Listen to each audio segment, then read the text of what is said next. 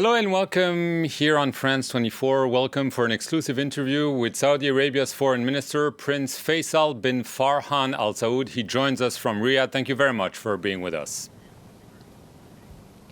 Happy to be here. Mr. Minister, Saudi Arabia has been among the first countries to have expressed strong support for Jordan's King Abdullah after Jordanian authorities arrested several people, including two former high-ranking officials. In addition, Prince Hamza, the kingdom's former crown prince, has been reportedly placed under house arrest. The Jordanian authorities said this Sunday that those individuals hatched, I quote them, a malicious plot to destabilize Jordan, and that Prince Hamza had liaised for this with, quote-unquote, foreign parties. What is your reaction to those very serious allegations? Thank you. The stability and safety of Jordan is critically important to the stability of the region.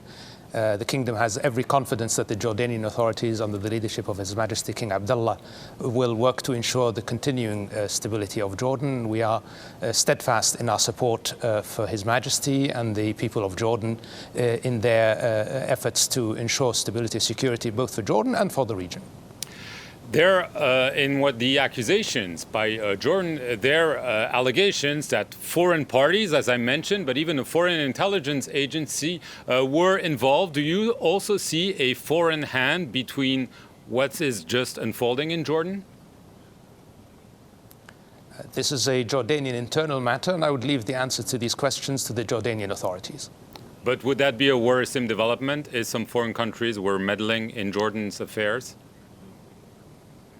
Of course, the Kingdom of Saudi Arabia has a strong policy rejecting any interference in the domestic affairs of states, and we would, of course, reject that in the case of Jordan as well. And as I said, we stand fully with with the Kingdom of Jordan and the authorities there in all the efforts they are taking to secure their country.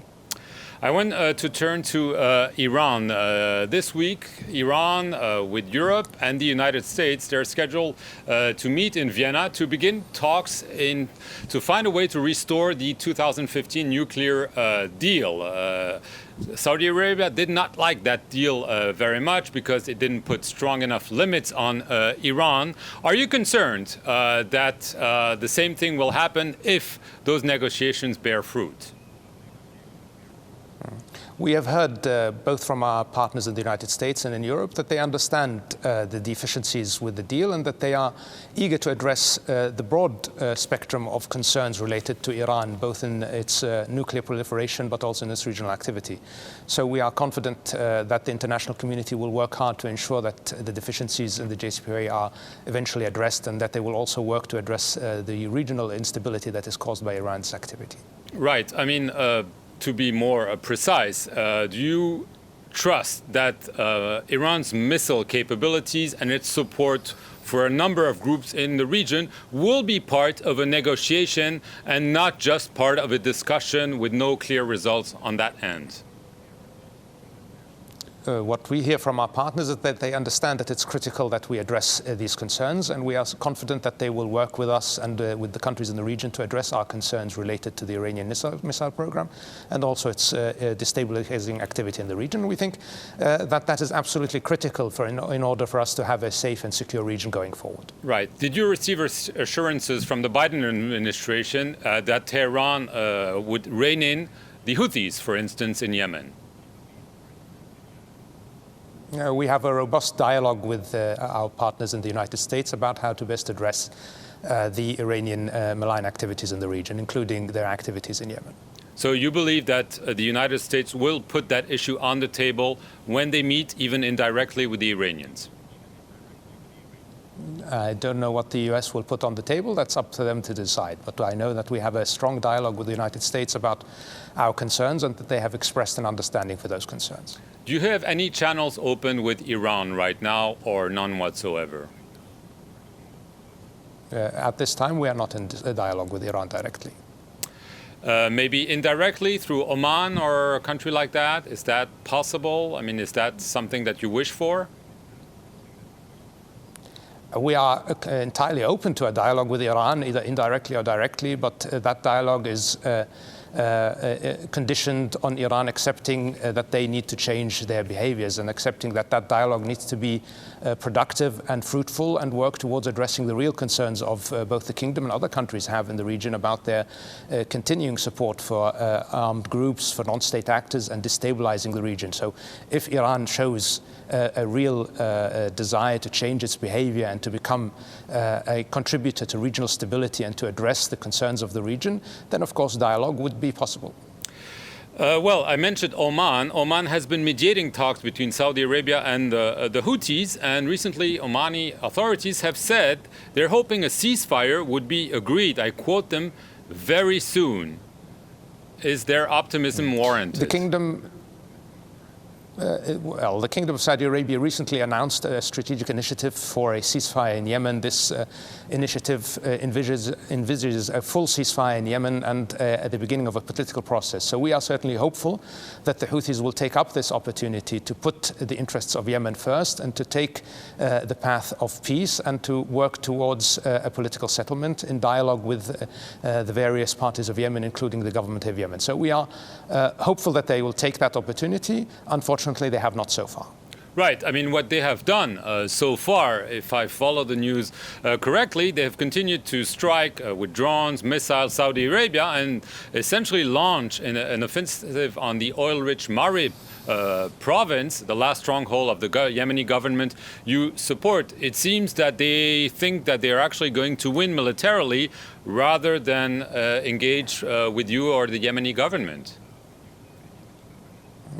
It is unfortunate that the Houthis have so far not taken up the chance for peace and that they insist on further using their ballistic missiles capabilities and drones capabilities supplied by Iran to attack the kingdom and, as you mentioned, also to attack Marib, a city that has well over 2 million internally displaced persons. This shows that the Houthis still believe in the use of force to achieve their aims, that they are not willing to put forward the interests of the people of Yemen and to address the real concerns of Yemeni people.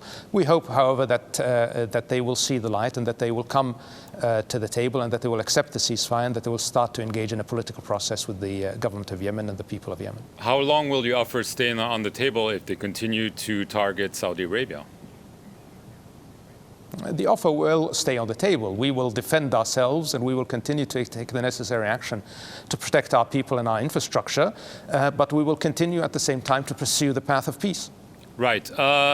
Will you accept to give full access to the Hodeidah harbor and the Sana'a airport? The Houthis are saying you've not been doing this. The UN has been saying you've not allowed aids and fuel to come in. Are you ready to take a gesture and facilitate that?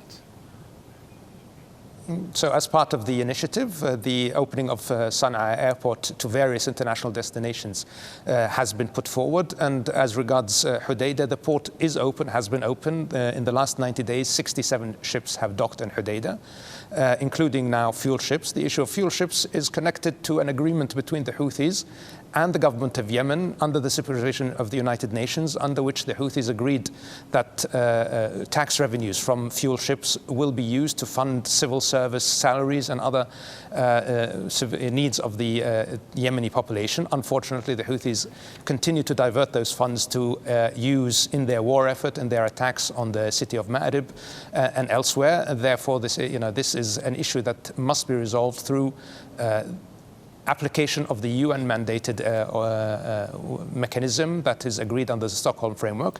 If the Houthis stick to that agreement, then access for fuel ships to Hodeidah will continue.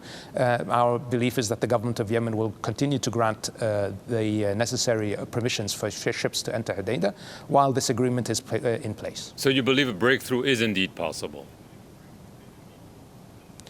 With good intention, there is always the possibility of a breakthrough. I want to get to the U.S. administration. Was it a mistake for the Biden administration to delist, quote unquote, the Houthis from the list of terrorist groups because it might have emboldened them?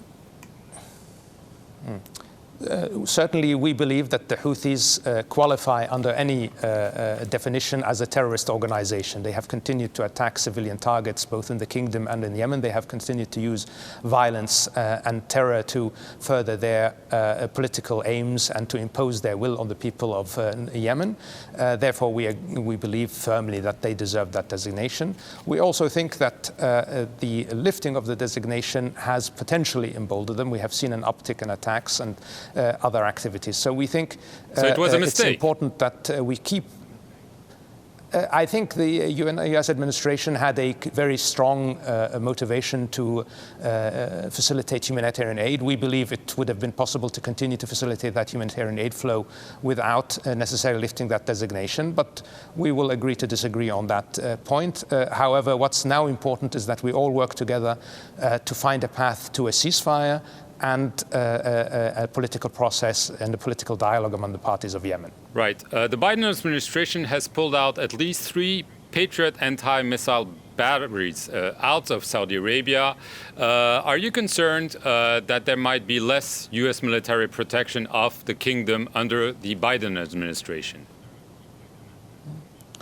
We have a very robust dialogue about the kingdom's defense needs, and we have seen very strong statements from the US administration about ensuring Saudi Arabia's ability to defend itself and its borders.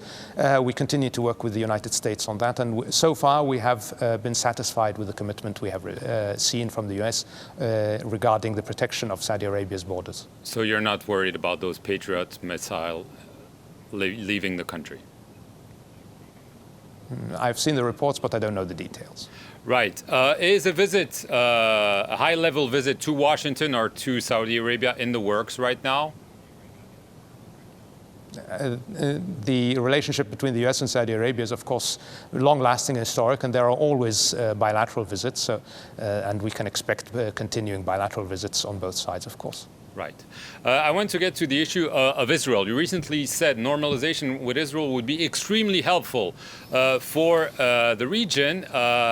There are reports that such a normalization is within sight. You've said no. So I want to really understand what how Saudi Arabia positions itself. Do you only normalize if there is a final agreement between Israeli and the Palestinian, or if there is already progress towards that goal? So the only way we're going to have true stability in the region is if we solve the Palestinian problem, if we are able to find a way to give the Palestinians their rights and deliver a Palestinian state within the 1967 borders. So we are committed to supporting all efforts to bring both the Palestinians and Israelis back to the table. And as part of that, and this is a historic proposal, we have put forward the potential of full normalization with Israel, and that this is present in the 2002 Arab Peace Initiative and other initiatives. So we will continue to push for a settlement of the Palestinian-Israeli conflict and for a resolution that delivers dignity and prosperity for the Palestinians and helps the region to be more secure. So normalization only if there is a deal, not only if there is efforts toward a deal. That's right. We will make efforts towards the deal, but in the end, the Arab Peace Initiative is clear. Normalization for peace, and we must now all work together to try and deliver the peace that we all hope will be achieved. The Israeli Prime Minister Benjamin Netanyahu recently said Israeli Muslims would soon be able to fly directly from Tel Aviv to Mecca. True or not true? It's true that he said it. So it's not true? I haven't heard anything other than what he said. Okay, so you don't want to confirm this. Was there a meeting between him and Crown Prince Mohammed bin Salman in November in Saudi Arabia? We have denied it at the time, and and I can tell you now there was no such meeting. Right, and there are no discussions about such meetings in the near future? I think we need to be focused on getting the Palestinians and the Israelis to meet right now. Right, and are you hopeful this might happen? Because it seems it's really far away. I think a lot depends on the elections in Palestine coming up, and of course we still don't have a resolution to the latest election in Israel, so until that happens, perhaps we will have to wait and see. I want to get to the criticism against Saudi Arabia's human rights record. There was the U.S. intelligence report on murdered Saudi journalist Jamal Khashoggi, who the report claimed that Mohammed bin Salman approved the operation to capture or kill him. We've seen other complaints from, for example, a former Saudi high-ranking official living in exile in Canada, Saad al-Jabri, claiming that Saudi Arabia had sent a hit squad to capture or kill him. So this begs the question, is Saudi Arabia dispatching such squads to silence or kill those it deems enemies? We have made quite clear that the murder of Jamal Khashoggi was an abhorrent crime that we reject completely, and that is not part of how the kingdom does business. The leadership has ensured that we put in place controls and mechanisms to ensure something like that can never happen again. Those responsible for that terrible crime have been tried and held accountable. As for Saad al-Jabri and his claims, these are just attempts for him to muddy the waters, to try and distract from the fact that he has absconded with several $1 billion of the Saudi government's money in a fraudulent, in his fraudulent activity while he was a government official. In early February, Saudi authorities released women rights activist Loujain al-Hatlul after detaining her for nearly 3 years. Her 6-year jail sentence has been upheld in court. She's accused essentially of terrorism, but also of merely speaking to reporters and Western diplomats. Why go after such a person, accuse her of terrorism, if she only talks to reporters and diplomats? I am not aware that she was accused of terrorism. That is not part of the charge sheet that as I understand it. In any case, she was charged under the laws of the Kingdom of Saudi Arabia. She was presented to the courts. We have an independent court system, and those courts have come to their decisions, and they have given their sentence. And under the terms of that sentence, she has now been released. Just the last question. The annual U.S. State Department report on human rights points to the forced disappearance of several senior Saudi royals, such as the former Crown Prince Mohammed bin Nayef, who was arrested a year ago. He has not been heard since. Human Rights Watch says his life is in danger. What is your response? These are internal matters, and I'm not going to comment on them. Saudi Foreign Minister Prince Faisal bin Farhan Al Saud, I want to thank you very much for being our guest here on the France 24 interview, and thank you for watching it.